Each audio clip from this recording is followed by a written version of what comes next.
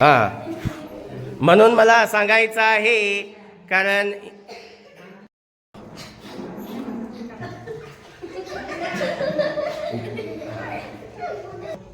गाव सांगली आहे, तालुका देवगाव राजा आणि जिल्हा बुलढाणा. तर या ठिकाणी मी प्रबोधन देण्यासाठी आलेलो आहे. तर विषय करायची वेळ येत नाही. रक्ताचा एकही न थेंब सांडता आज आपल्याला क्रांती करायची, आपल्याला चळवळ जिवंत ठेवायचं. पण जास्त मेहनत घ्यायची गरज नाही. फक्त बिहारात एकत्र बसायचं, आपल्या संघटनेला मोठं करायचंय. पहिलं साधं कोणतं काय कार्य करायचं झालं, ज्ञान घ्यायचं झालं तर आपल्याला संघर्ष करावा लागत होता. किती त्रास, किती अडचणी होत्या.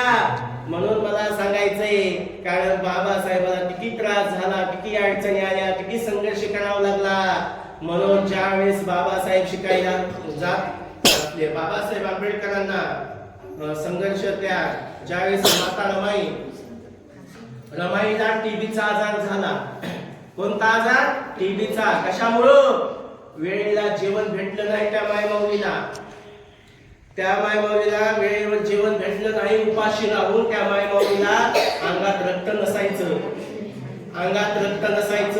नसल्यामुळं